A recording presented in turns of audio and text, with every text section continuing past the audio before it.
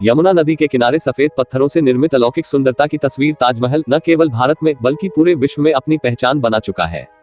ताजमहल को दुनिया के 7 आश्चर्यों में शामिल किया गया है। हालांकि इस बात को लेकर हमेशा से सवाल उठते रहे हैं कि ताजमहल को शाहजहां ने बनवाया है या फिर किसी और ने। भारतीय इतिहास के पन्नों में यह लिखा है कि ताजमहल को शाहजहां ने मुमताज के लिए बनवाया था। वह मुमताज से प्यार करता था। दुनिया भर में ताजमहल को प्रेम का प्रतीक माना जाता है, लेकिन कुछ इतिहासकार इससे इत्तेफाक नहीं रखते हैं। उनका मानना है कि ताजमहल को शाहजहां ने नहीं बनवाया था, वह तो पहले से बना हुआ था। उसने इसमें हेर फेर करके इसे इस्लामिक लुक दिया था। इसे शाहजहां और मुमताज का मकबरा माना जाता है। उल्लेखनीय है कि ताजमहल के पूरा होने के तुरंत बाद ही शाहजहां को उसके पुत्र औरंगजेब द्वारा अपदस्थ कर आगरा के किले में कैद कर दिया गया था। शाहजहां की मृत्यु के बाद उसे उसकी पत्नी के बराबर में दफना दिया गया। प्रसिद्ध शोधकर्ता और इतिहासकार पुरुषोत्तम नागेशोक ने अपनी शोधपूर्ण पुस्तक में तथ्यों के माध्यम से ताजमहल के रहस्य से पर्दा उठाया है। मुमताज का मकबरा या और कुछ दौलत छुपाने की जगह या मुमताज का मकबरा। कुछ इतिहासकार पुरुषोत्तम ओक ने अपनी पुस्तक में लिखा है कि शाहजहां ने दरअसल वहां अपनी लूट की दौलत छुपा रखी थी, इसलिए उसे कब्र के रूप में प्रचारित किया गया।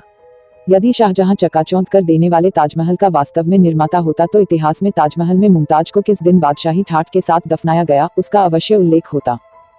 ओक अनुसार जयपुर राजा से हड़प किए हुए पुराने महल में दफनाए जाने के कारण उस दिन का कोई महत्व नहीं। शहंशाह के लिए मुमताज के कोई मायने नहीं थे, क्योंकि जिस जनानखाने में हजारों सुंदर स्त्रियां हों उसमें भला प्रत्येक स्त्री की मृत्यु का हिसाब कैसे रखा जाए। जिस शाहजहां ने जीवित मुमताज के लिए एक भी निवास नहीं बनवाया, वह उसके मरने के बाद भव्य महल बनवाएगा। आगरा से 600 किलोमीटर दूर बुरहानपुर में मुमताज की कब्र है, जो आज भी ज्यों की त्यों है। बाद में उसके नाम से आगरे के ताजमहल में एक और कब्र बनी और वे नकली है। बुरहानपुर से मुमताज का शव आगरे लाने का ढूंढ क्यों किया गया? माना जाता है कि मुमताज को दफनाने के बहाने शाहजहां ने राजा जयसिंह पर दबाव डालकर उनके महल ताजमहल पर कब्जा किया और वहां की संपत्ति हड़प कर उनके द्वारा लूटा गया खजाना छुपाकर सबसे निचले माला पर रखा था, जो आज भी रखा है। मुमताज का इंतकाल 1631 को बुरहानपुर के बुलारा महल में हुआ था। वहीं उन्हें दफना दिया गया था। लेकिन माना जाता है कि उसके 6 महीने बाद राजकुमार शाह शुजा की निगरानी में उनके शरीर को आगरा लाया गया। आगरा के दक्षिण में उन्हें अस्थायी तौर फिर से दफन किया गया और आखिर में उन्हें अपने मुकाम यानी ताजमहल में दफन कर दिया गया।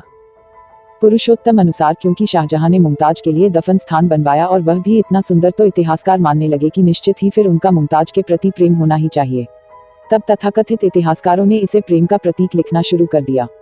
उन्होंने उनकी गाथा को लैला मजनू, रोमियो जूलियट जैसा लिखा, जिसके चलते फिल्में भी बनी और दुनिया भर में ताजमहल प्रेम का प्रतीक बन गया। मुमताज से विवाह होने से पूर्व शाहजहां के कई अन्य विवाह हुए थे, अतः मुमताज की मृत्यु पर उसकी कब्र के रूप में एक अनोखा खर्चीला ताजमहल बनवाने का कोई कारण नजर नहीं आता। मुमताज किसी सुल्तान या बादशाह की बेटी नहीं थी। उसे किसी विशेष प्रकार के भव्य महल में दफनाने का कोई कारण नजर नहीं आता। उसका कोई खास योगदान भी नहीं था। उसका नाम चर्चा में इसलिए आया क्योंकि युद्ध के रास्ते के दौरान उसने एक बेटी को जन्म दिया था और वह मर गई थी। शाहजहां के बादशाह बनने के बाद 2.5-3 वर्ष में ही मुमताज की मृत्यु हो गई थी। इतिहास में मुमताज से शाहजहां के प्रेम का उल्लेख जरा भी नहीं मिलता है। यह तो अंग्रेज शासनकाल के इतिहासकारों की मनगढ़ंत कल्पना है, जिसे भारतीय इतिहासकारों ने विस्तार दिया। शाहजहां युद्ध कार्य में ही व्यस्त रहता था। वह अपने सारे विरोधियों की हत्या करने के बाद गद्दी पर बैठा था। ब्रिटिश ज्ञानकोश के अनुसार ताजमहल परिसर में अतिथिगृह, पहरेदारों के लिए कक्ष, अश्वशाला इत्यादि भी हैं। मृतक के लिए इन सब की क्या आवश्यकता? ताजमहल के हिंदू मंदिर होने के सबूत। इतिहासकार पुरुषोत्तम ओक ने अपनी किताब में लिखा है कि ताजमहल के हिंदू मंदिर होने के कई सबूत मौजूद हैं। सबसे पहले यह कि मुख्य गुंबद के किरीट पर जो कलश वह हिंदू मंदिरों की तरह है। यह शिखर कलश आरंभिक 1800 ईस्वी तक स्वर्ण का था और अब यह कांसे का बना है। आज भी हिंदू मंदिरों पर स्वर्ण कलश स्थापित करने की परंपरा है। यह हिंदू मंदिरों के शिखर पर भी पाया जाता है। इस कलश पर चंद्रमा बना है। अपने नियोजन के कारण चंद्रमा एवं कलश की नोक मिलकर एक त्रिशूल का आकार बनाती है, जो कि हिंदू भगवान शिव का चिन्ह है। इसका शिखर एक उल्टे रखे कमल से अलंकृत है। यह गुंबद के किनारों को शिखर पर सम्मिलन देता है। इतिहास में पढ़ाया जाता है कि ताजमहल का निर्माण कार्य 1632 में शुरू और लगभग 1653 में इसका निर्माण कार्य पूर्ण हुआ। आप सोचिए कि जब मुमताज का इंतकाल 1631 में हुआ तो फिर कैसे उन्हें 1631 में ही ताजमहल में दफना दिया गया, जबकि ताजमहल तो 1632 में बनना शुरू हुआ था। यह सब मनगढ़ंत बातें हैं जो अंग्रेज और मुस्लिम इतिहासकारों ने 18वीं सदी में लिखी।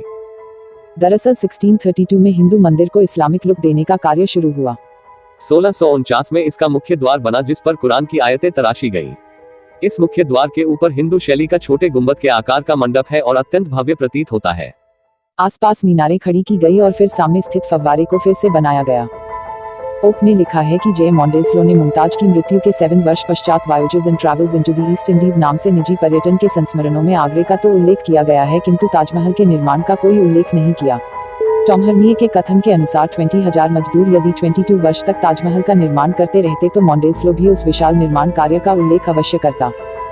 ताज के नदी के तरफ के दरवाजे के लकड़ी के एक टुकड़े की एक अमेरिकन प्रयोगशाला में की गई कार्बन जांच से पता चला है कि लकड़ी का वो टुकड़ा शाहजहां के काल से 300 वर्ष पहले का है, क्योंकि ताज के दरवाजों को 11वीं सदी से ही मुस्लिम आक्रामकों द्वारा कई बार तोड़कर खोला गया है और फिर से बंद करने के लिए दूसरे दरवाजे भी लगाए गए हैं।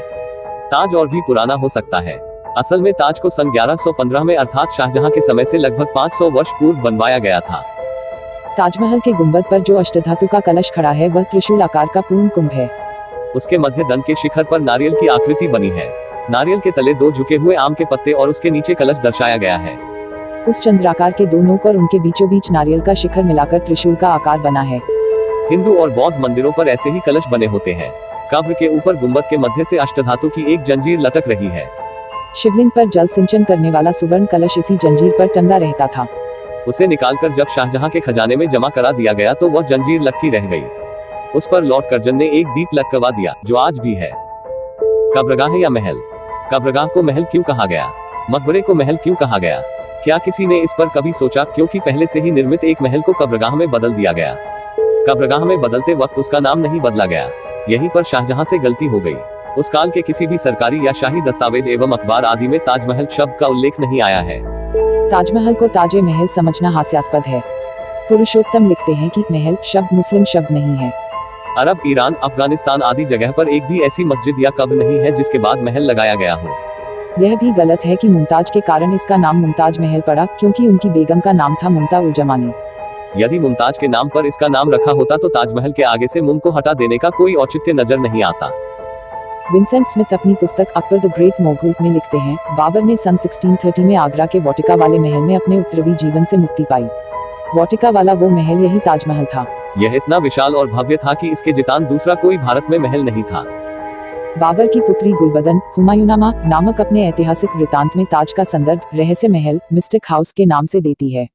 अगले पन्ने पर ताज नहीं, पहले था तेजो महालय। ओक के अनुसार प्राप्त सबूतों के आधार पर ताजमहल का निर्माण राजा परमर्दिदेव के शासनकाल में 1155 अश्विन शुक्ल पंचमी रविवार को हुआ था। अतः बाद में मोहम्मद गौरी सहित कई मुस्लिम आक्रांताओं ने ताजमहल के द्वार आदि को तोड़कर उसको लूटा। यह महल आज के ताजमहल से कई गुना ज्यादा बड़ा था और इसके 3 गुंबद हुआ करते थे। हिंदुओं ने उसे फिर से मरम्मत करके बनवाया, लेकिन वे ज्यादा समय तक इस महल की रक्षा नहीं कर सके। पुरुषोत्तम नागेशोक ने ताजमहल पर शोध कार्य करके बताया कि ताजमहल को पहले तेजो महल कहते थे। वर्तमान ताजमहल पर ऐसे 700 चिन्ह खोजे गए हैं जो इस बात को दर्शाते हैं कि इसका रिकंस्ट्रक्शन किया गया है। इसकी मीनारें बहुत बाद के काल में निर्मित की गई। वास्तुकला के विश्वकर्मा वास्तुशास्त्र नामक प्रसिद्ध ग्रंथ में शिवलिंगों में तेज लिंग का वर्णन आता है। ताजमहल में तेज लिंग प्रतिष्ठित था, इसीलिए उसका नाम तेजो महाले पड़ा था। शाहजहां के समय यूरोपीय देशों से आने वाले कई लोगों ने भवन का उल्लेख ताज ए महल के नाम से किया है, जो कि उसके शिव मंदिर वाले परंपरागत संस्कृत नाम तेजो महाले से मेल खाता है। इसके विरुद्ध शाहजहां और औरंगजेब ने बड़ी सावधानी के साथ संस्कृत से मेल खाते इस शब्द का कहीं पर भी प्रयोग न करते हुए उसके स्थान पर पवित्र मकबरा शब्द का ही प्रयोग किया है। ओक के अनुसार हुमायूं, अकबर, मुमताज, एतमादुद्दौला और सफदरजंग जैसे सारे शाही और दरबारी लोगों को हिंदू महलों या मंदिरों में दफनाया गया है। इस बात को स्वीकारना ही होगा कि ताजमहल के पहले से बने ताज के भीतर मुमताज की लाश दफनाई गई, न कि लाश दफनाने के बाद उसके ऊपर ताज का निर्माण किया गया। ताजमहल शिव मंदिर को इंगित करने वाले शब्द तेजो महाले शब्द का अपभ्रंश है। तेजो महाले मंदिर में अग्रेश्वर महादेव प्रतिष्ठित थे। देखने वालों ने अवलोकन किया होगा कि तहखाने के अंदर कब्र वाले कमरे में केवल सफेद संगमरमर के पत्थर लगे हैं, जबकि अटारी व कब्रों वाले कमरे में पुष्प लता आदि से चित्रित पच्चीकारी की गई है। इससे साफ जाहिर होता है कि मुमताज के मकबरे वाला कमरा ही शिव मंदिर का गर्भगृह है। संगमरमर की जाली में 108 कलश चित्रित, उसके ऊपर 108 कलश आरूढ़ हैं। हिंदू मंदिर परंपरा में 108 की संख्या को पवित्र माना जाता है। तेजो महालय होने के सबूत। तेजो महाले उर्फ ताजमहल को नागनाथेश्वर के नाम से जाना जाता था, क्योंकि उसके जलहरी को नाग के द्वारा लपेटा हुआ जैसा बनाया गया था। यह मंदिर विशालकाय महल क्षेत्र में था। आगरा को प्राचीन काल में अंगिरा कहते थे, क्योंकि यह ऋषि अंगिरा की तपोभूमि थी। अंगिरा ऋषि भगवान शिव के उपासक थे। बहुत प्राचीन काल से ही आगरा में 5 शिव मंदिर बने थे। यहाँ के निवासी सदियों से इन 5 शिव मंदिरों में जाकर दर्शन व पूजन करते थे। लेकिन अब कुछ सदियों से बालकेश्वर, पृथ्वीनाथ, मनकामेश्वर और राजराजेश्वर नामक केवल 4 ही शिव मंदिर शेष हैं। 5वें शिव मंदिर को सदियों पूर्व कब्र में बदल दिया गया। स्पष्टतः वह शिव मंदिर आगरा के इष्टदेव नागराज अग्रेश्वर महादेव नागनाथेश्वर ही हैं, जो कि तेजोमहल मंदिर उर्फ ताजमहल में प्रतिष्ठित थे। इतिहासकार की पुस्तक अनुसार ताजमहल के हिंदू निर्माण का साक्ष्य देने वाला काले पत्थर पर उत्कीर्ण एक संस्कृत शिलालेख लखनऊ के वास्तु संग्रहालय के ऊपर तीसरी मंजिल में रखा हुआ है। यह सन 1155 का है। उसमें राजा परमर्दिदेव के मंत्री सलक्षण द्वारा कहा गया है कि स्फटिक जैसा शुभ्र इंदुमौलीश्वर शंकर का मंदिर बनाया गया। वह इतना सुंदर था कि उसमें निवास करने पर शिवजी को कैलाश लौटने की इच्छा ही नहीं रही। वह मंदिर आश्विन शुक्ल पंचमी रविवार को बनकर तैयार हुआ। ताजमहल के उद्यान में काले पत्थरों का एक मंडप था। यह एक ऐतिहासिक उल्लेख है। उसी में वह संस्कृत शिलालेख लगा था। उस शिलालेख को कनिंघम ने जानबूझकर वटेश्वर शिलालेख कहा है ताकि इतिहासकारों को भ्रम में डाला जा सके और ताजमहल के हिंदू निर्माण का रहस्य गुप्त रहे। आगरे से 70 मील दूर बटेश्वर में वह शिलालेख नहीं पाया गया, अतः उसे बटेश्वर शिलालेख कहना अंग्रेजी षड्यंत्र है। शाहजहां ने तेजोमहल में जो तोड़फोड़ और हेराफेरी की, उसका एक सूत्र सन 1874 में प्रकाशित पुरातत्व खाते आर्कियोलॉजिकल सर्वे ऑफ इंडिया के वार्षिक वृत्त के चौथे खंड में पृष्ठ 216 से 17 पर अंकित है। उसमें लिखा है कि हाल में आगरे के वास्तु संग्रहालय के आंगन में जो चौखुटा काले बसिस्ट का प्रस्तर स्तंभ खड़ा है, वह स्तंभ तथा उसी की जोड़ी का दूसरा स्तंभ उसके शिखर तथा चबूतरे सहित कभी ताजमहल के उद्यान में प्रस्थापित थे। इससे स्पष्ट है कि लखनऊ के वास्तु संग्रहालय में जो शिलालेख है वह भी काले पत्थर का होने से ताजमहल के उद्यान मंडप में प्रदर्शित था। हिंदू मंदिर प्रायः नदी या समुद्र तट पर बनाए जाते हैं। ताज भी यमुना नदी के तट पर बना है, जो कि शिव मंदिर के लिए एक उपयुक्त स्थान है।